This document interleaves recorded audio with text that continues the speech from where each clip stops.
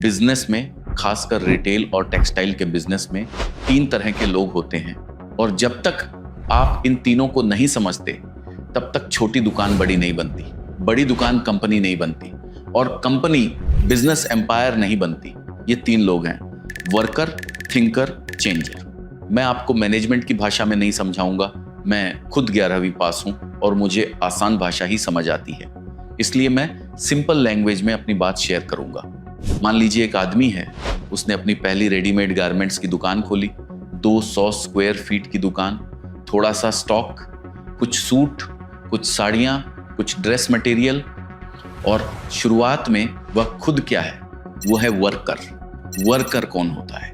Worker वो होता है जो रोज सुबह 365 दिन बिना किसी से पूछे दुकान खोलता है, झाड़ू लगाता है, शेल्फ साफ करता है, माल सेट करता है, बिलिंग करता है, कस्टमर को दिखाता है, पैकिंग करता है और रात को खुद शटर बंद करता है।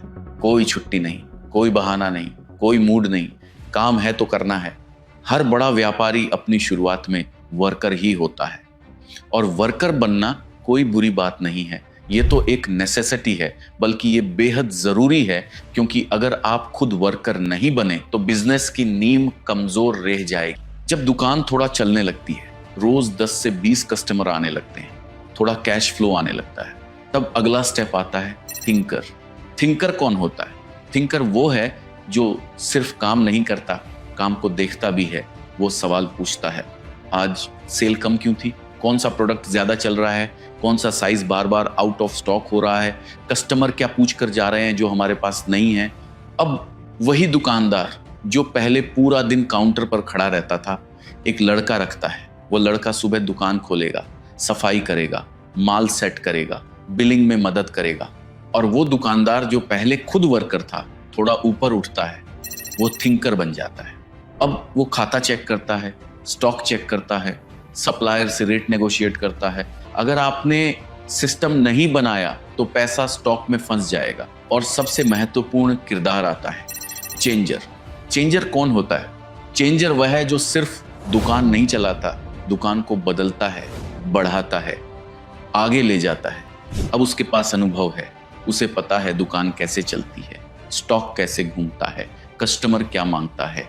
अब वो 2 लोग रख देता है, एक वर्कर, एक थिंकर, दोनों को सिखाता है, क्योंकि वो खुद ये सब कर चुका है। धीरे धीरे वह फ्री होता है और बन जाता है चेंजर। अब उसका दिमाग काउंटर पर नहीं, ग्रोथ पर होता है। वो सोचता है, पास के मार्केट में एक और दुकान खुल सकती है क्या? क्या हम अपना खुद का ब्रांड लॉन्च कर सकते हैं? क्या हम होलसेल भी शुरू कर सकते हैं? क्या ऑनलाइन सेलिंग में घुस सकते हैं? वो कॉम्पिटिटर को देखता है, सामने वाले ने नया डिस्प्ले लगाया है, उसने इंस्टाग्राम पर रील डाली है, उसने फेस्टिव ऑफर निकाला है, हम क्या नया कर सकते हैं? दुकानदार जो पहले हजारपति था वह लाखपति, फिर करोड़पति और फिर अरबपति बन जाता है। लेकिन दोस्तों, ये सीढ़ी चढ़ने के लिए किरदार बदलना पड़ता है। अगर आप 10 साल से सिर्फ वर्कर हैं तो आप थक जाएंगे, लेकिन ग्रोथ नहीं होगी। अगर आप थिंकर तक आकर रुक गए तो दुकान स्टेबल रहेगी, लेकिन बड़ी नहीं बनेगी। जब आप चेंजर बनते हैं तब बिजनेस स्केल होता है। आज अगर आपको अपनी दुकान को कंपनी बनाना है तो खुद से एक सवाल पूछिए, मैं आज क्या हूं? वर्कर, थिंकर या चेंजर? अगर आप शुरुआत में हैं तो वर्कर बनने से मत डरिए, मेहनत कीजिए, धंधे को जड़ से समझिए। अगर दुकान चलने लगी है तो थिंकर बनिए, डेटा देखिए, मार्जिन समझिए, स्टॉक मैनेज कीजिए और जब सिस्टम बन जाए तो खुद चेंजर बन जाइए। नए प्रोडक्ट लाइए, नई मार्केट पकड़िए, ब्रांड बनाइए। छोटी दुकान बड़ी इसलिए बनती है क्योंकि मालिक किरदार बदलता है, वो हर स्टेज पर खुद को अपग्रेड करता है।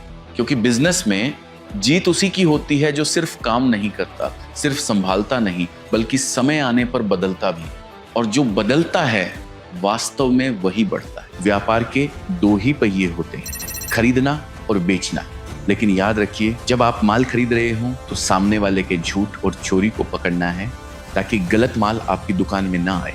और जब आप माल बेच रहे हो तो अपने अंदर के लालच और नफे को कंट्रोल करना है, जब तक ग्राहक को ये महसूस नहीं होगा कि उसका फायदा हुआ है, वो आपकी दुकान की सीढ़ी दोबारा नहीं चढ़ेगा। नफा उतना ही कमाओ कि ग्राहक दोबारा हंसते हुए आए, न कि आपकी दुकान का रास्ता ही भूल जाए। रहस्य नंबर 3, सही माहौल दो। मैंने कई दुकानें देखी हैं जहां मालिक के 4-5 दोस्त काउंटर पे जमे रहते हैं, फालतू हंसी मजाक चलता रहता है और गालियां तक दी जाती है। भाई, जिस जगह गाली गलौज और क्लेश होता है वहां लक्ष्मी कभी नहीं टिकती। एक महिला वहीं जाती है जहां उसे सुरक्षित और सम्मानित महसूस हो। आपकी दुकान पर आने वाली हर स्त्री साक्षात लक्ष्मी का रूप है। अगर आपने दुकान का माहौल गंदा रखा या ऐसे सेल्समैन रखे जिनका कैरेक्टर खराब है, तो महिलाओं का सिक्स्थ सेंस फौरन ये समझ जाता है और फिर वे भूलकर भी आपकी दुकान पर वापस नहीं आती। रहस्य नंबर 4, कमिटमेंट ही है